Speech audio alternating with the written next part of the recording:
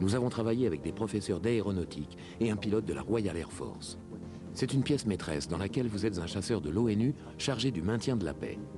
Vous devez détruire les points stratégiques, usines d'armes chimiques, routes ou ponts de vos ennemis qui, grâce à une intelligence artificielle, réagissent en fonction de votre stratégie.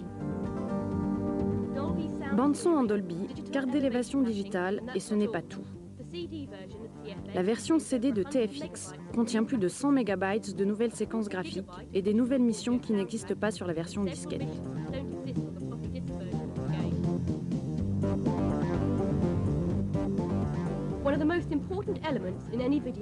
L'un des éléments les plus importants d'un jeu vidéo est la musique.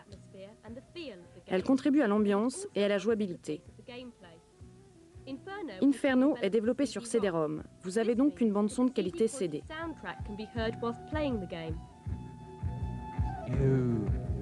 You seek magic. You know all the tricks.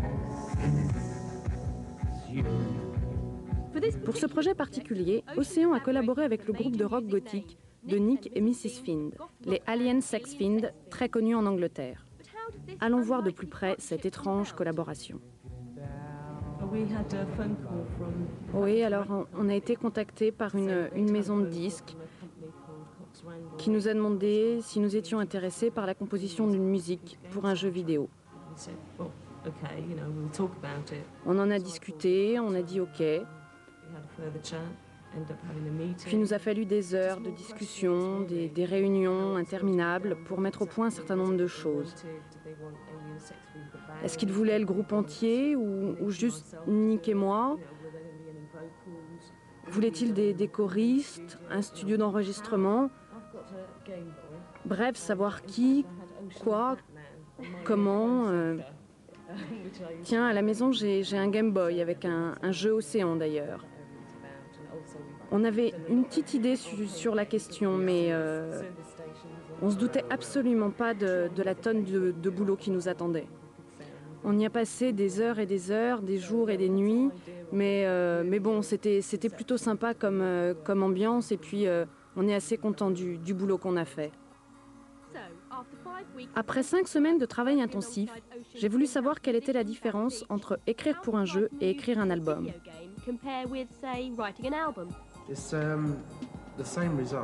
La conception et les objectifs sont différents, mais le résultat est le même. La comparaison peut se faire avec la composition d'une musique de film. Pour le jeu, il s'agit d'une bande-son de 45 minutes avec des thèmes différents qui évoluent selon le déroulement des missions. Tout comme une musique de film évolue suivant les scènes du film. La bande-son est ici complètement interactive. Elle n'est pas la même si vous gagnez ou si vous échouez dans une mission. Barry Leach est le musicien interne d'Océan. Alors Barry, qu'as-tu pensé de cette collaboration? C'était très différent. D'habitude, je travaille tout seul dans mon coin et là, j'avais 3 personnes qui me disaient « Pose ta guitare, t'en as pas besoin ». J'ai donc trouvé un peu frustrant de rester assis comme ça pendant 5 semaines à superviser le travail des autres sans rien faire.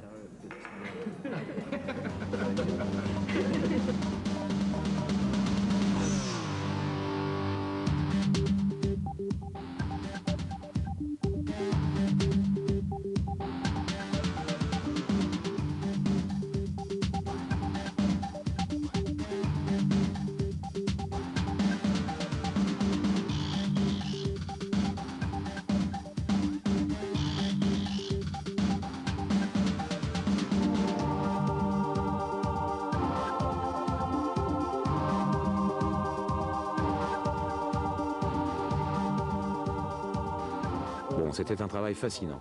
Il a fallu se demander quel type de musique on écoute sur la Lune, par exemple.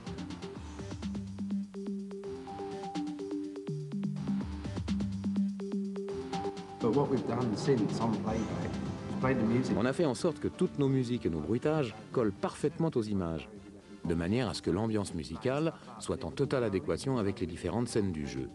Il fallait que le joueur puisse ressentir qu'il approchait d'une zone ennemie ou qu'il rentrait dans un vaisseau mère, par exemple.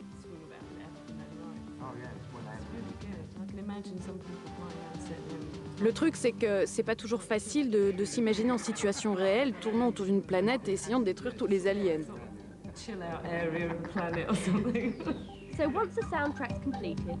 Bon, une fois la musique terminée, elle doit être convertie sur PC.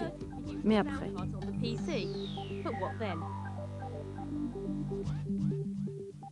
Avant que le jeu ne soit en magasin, il doit passer par une étape finale qui peut prendre des heures, le pré-test. Un jeu est toujours testé, alors qui plus est un projet énorme comme Inferno. En d'autres termes, ces jeunes sont payés pour jouer. Dingue, non? Nous avons notre propre département de test, environ 20 testeurs. Des jeunes qui vivent pour jouer, à qui l'on va remettre le jeu. Généralement, 4 personnes sont choisies pour le test. 2 testeurs qui raffolent de ce type de jeu et 2 autres qui n'apprécient pas particulièrement. Le but est de voir si le jeu est suffisamment bon pour convaincre des non-adeptes. Nous voulons être très génériques et séduire le plus grand nombre. Nous leur montrons donc le jeu et attendons leur réaction.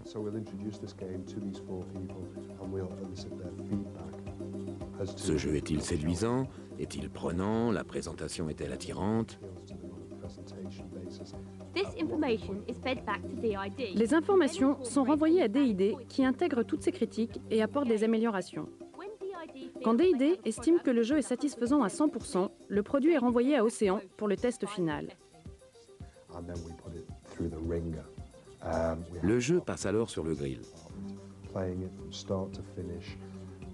Les testeurs doivent finir le jeu, du début jusqu'à la fin. Les joysticks sont jetés contre les murs, les touches du clavier sont agressées. Tout est bon pour que le jeu se bloque ou se plante. Le moindre petit bug est traqué. Nous voulons être sûrs que le jeu, une fois en magasin, est parfait. Le jeu est torturé. D'ailleurs, nous ne recommandons absolument pas cette technique de jeu. La jouabilité est elle aussi surveillée en permanence. Est-ce trop facile? Trop dur? Peut-on progresser à un niveau satisfaisant? Le jeu offre tellement de possibilités, plus de 16 000, qu'il est très délicat de le tester. On peut atteindre le 15e niveau et avoir un bug au 2e. Tous les niveaux doivent être testés, retestés pendant des heures. Tous ceux qui pensaient que le métier de testeur était idéal se trompent. C'est répétitif et parfois très lassant. Ils font un très bon boulot malgré toute la pression qu'ils subissent. Avant de jouer, vous avez besoin d'instructions. Celle d'Inferno se présente sous la forme originale d'une BD, tout en français, comme les dialogues et les instructions.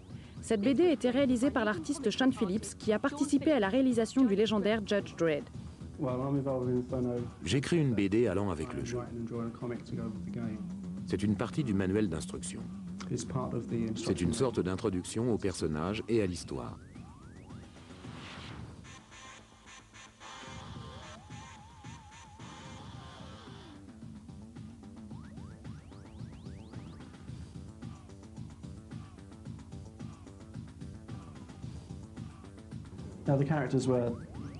La seule différence avec une BD classique est que personne ne meurt à la fin, et heureusement puisque c'est le début de l'histoire.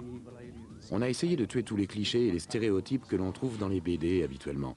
Les BD de science-fiction bien sûr, plutôt que de tuer les personnages qui sont censés apparaître dans le jeu et en être partie intégrante. Bien sûr, on aurait pu très bien faire comme tous les autres, c'est-à-dire tuer tout le monde dans tous les sens, à la fin, au début. Le seul problème, c'est qu'on n'avait vraiment aucun intérêt à ce moment-là à passer beaucoup de temps pour faire un jeu interactif aussi extraordinaire que celui-là. On aurait continué à faire des BD, qui nous semblent quand même nettement moins intéressants.